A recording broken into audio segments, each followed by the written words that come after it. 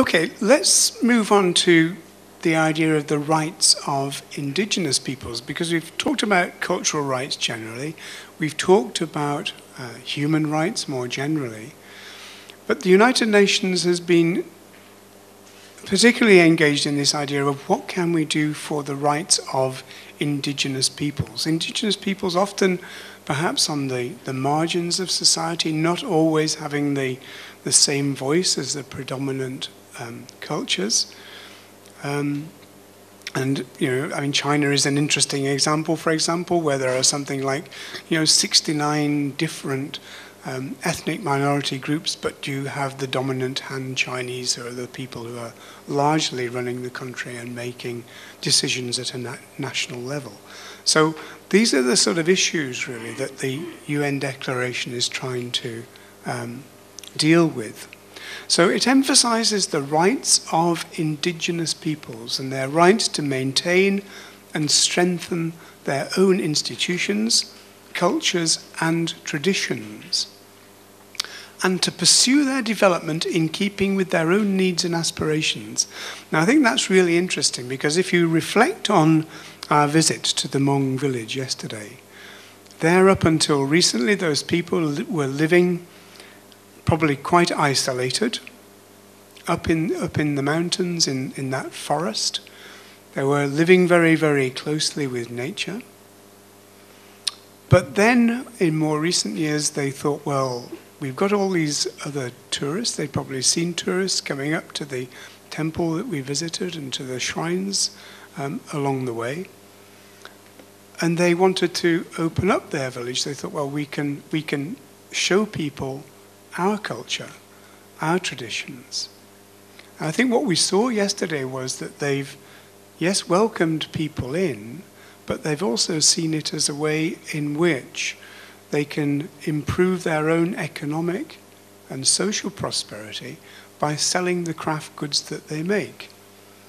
Now, a lot of people would go in there and think, well, it's such a shame.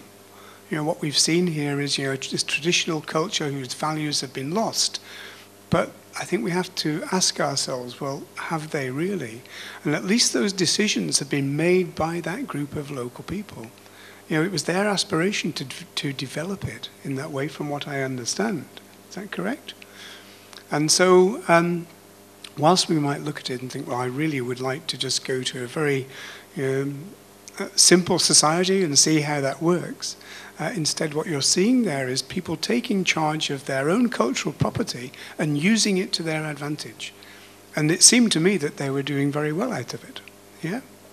They seemed to be quite prosperous. So looking at, if you like, the community's needs and aspirations is really important. And again, this goes back to the last slide that Ning showed. Yeah, okay. What are the aspirations of the people that we're working with? So from today and the rest of this week, we need to think about what these people are asking from us. What can we give them back in return? They've been wonderful hosts to us all, haven't they, during the past few weeks, and will continue to be. But what do they want from us? What can we give back to them? And in a way, that's, I think, one of the main products of the field school, to give things back to the communities that we're working with. The UN Declaration on Indigenous Rights didn't go down particularly well, okay, in some countries initially. So initially it was rejected by Australia, Canada, New Zealand, and the United States. So Australia's Minister for Indigenous Affairs immediately, when he saw this, he said, there should only be one law for all Australians, and we should not enshrine in law practices that are not acceptable in the modern world. That's interesting, isn't it? So, we're not going to worry about our indigenous cultures. We're actually going to just see them as part of the Australian community. In fact, of course, Australia changed its mind and agreed to the declaration in 2009. In Canada, the Canadian Minister for Indian Affairs and Northern Government stated that this declaration was unworkable in a Western democracy under a constitutional government. And in New Zealand, the New Zealand Minister of Maori Affairs stated that this convention, this declaration, appears to require recognition of rights to lands now lawfully owned by other citizens, both indigenous and non-indigenous. This ignores contemporary reality and would be impossible to implement. Again, New Zealand changed its mind and in 2009 ratified this UN declaration. And I think it's quite interesting that in both Australia and New Zealand, you've got very, very strong minority communities who've got actually quite powerful voices. But perhaps also that you're not dealing necessarily with the wide range of indigenous ethnic minorities that we might see in Thailand or China or in other parts of Asia. Okay? But rejection of the convention is sort of, to me, I think, brought home sort of quite nicely in this little cartoon here. So here's someone probably from Great Britain talking to two Australian natives and saying, we've decided to compromise. We keep the land, the mineral rights, the natural resources, the fishing and the timber, and in return, we'll acknowledge you as the traditional owners of it. Okay? It's quite interesting also to see what Thailand has said about the UN declaration. So your representative said that his delegation had voted in favour of the text and was in agreement with its intent, despite the fact that a number of paragraphs raised some concerns. The draft just adopted was an improvement over the text that had been put forward before.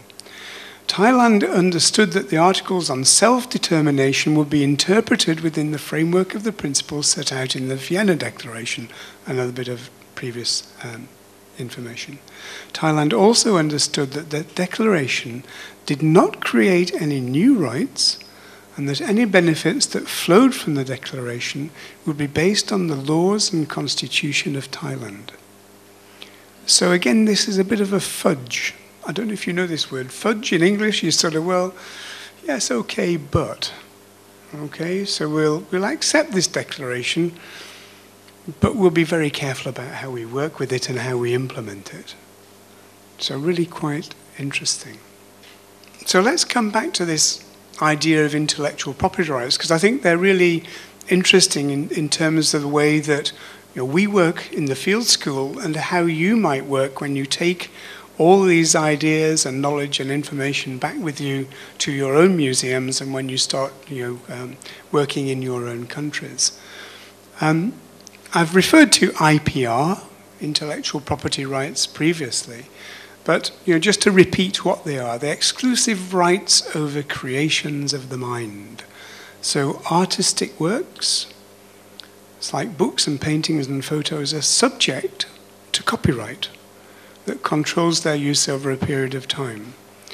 So a number of people in this room have written books, and if you look on the inside covers of these books, you'll see it will say copyright, Christina Krebs as the author.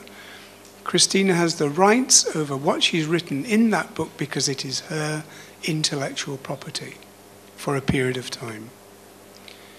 And if you think about industrial properties, if someone invents a chemical process or they invent a new medicine, a new piece of equipment to do surgery for, or something like that, then those are governed by patents and trademarks. So those things actually are okay. And again, this is sort of shown in this little cartoon here where a car salesman is using IPR as a means of not really telling the truth about this vehicle he's trying to sell. It was owned by a little old lady. Legally, that's all I can say. She still owns the intellectual property rights to her story. Okay.